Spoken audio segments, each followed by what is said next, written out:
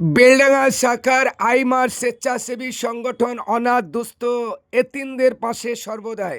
চলুন বিস্তারিত। গত 21শে জানুয়ারি আপনার সংগঠনের তরফ থেকে এসেছিলেন, অপারেশন হয়েছে, মেডিসিনের প্রয়োজন।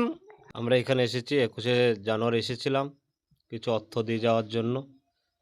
আর আজকে এসেছি বাচ্চাটা যে খবর নেওয়ার জন্য কীরকম আছে না আছে, এবং তার সঙ্গে আমার কাছে খবর এসেছিলো যে মেডিসিন কিছু ম্যানেজ করে দেওয়ার জন্য।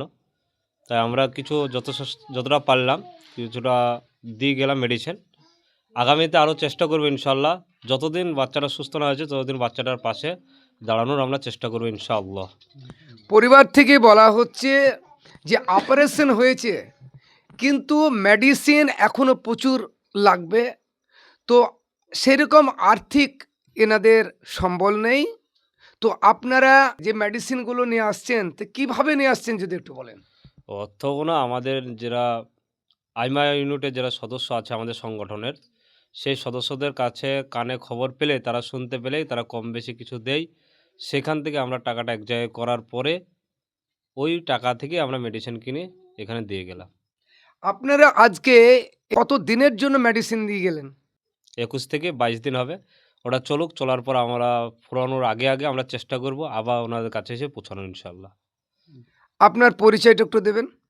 আমার নাম মোহাম্মদ হাজিকুল আলম, আমার বাড়ি বেলডাঙ্গা থানায় হরেকনগর গ্রামে। আপনারা যে এই পরিবারের পাশে যে এই মেডিসিন আবার দিতে এসেছেন আজকে 29 তারিখ, মানে 8 দিন পর আপনারা যে আবার মেডিসিন দিতে আসলেন, যে এই মেডিসিন দিতে এসে আপনাকে কত আনন্দ লাগছে, কত ভালো লাগছে যেটা বলেন। আমাদের এই সংগঠনের সর্বভারতীয় সম্পাদক যে কাজ 2010 সাল থেকে করে যাচ্ছেন, তা আমরা যা আনন্দ পাচ্ছি তা ভাষায় আমি প্রকাশ করতে পারছি না।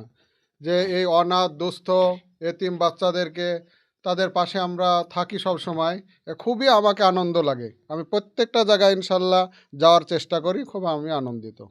আপনার পরিচয়টা একটু দেবেন। আমি মুর্শিদাবাদ জেলার আইমার সভাপতি। এই যে সংগঠন আপনার বাচ্চার পাশে এসে দাঁড়িয়েছে, আপনাকে কতটা ভালো লাগছে?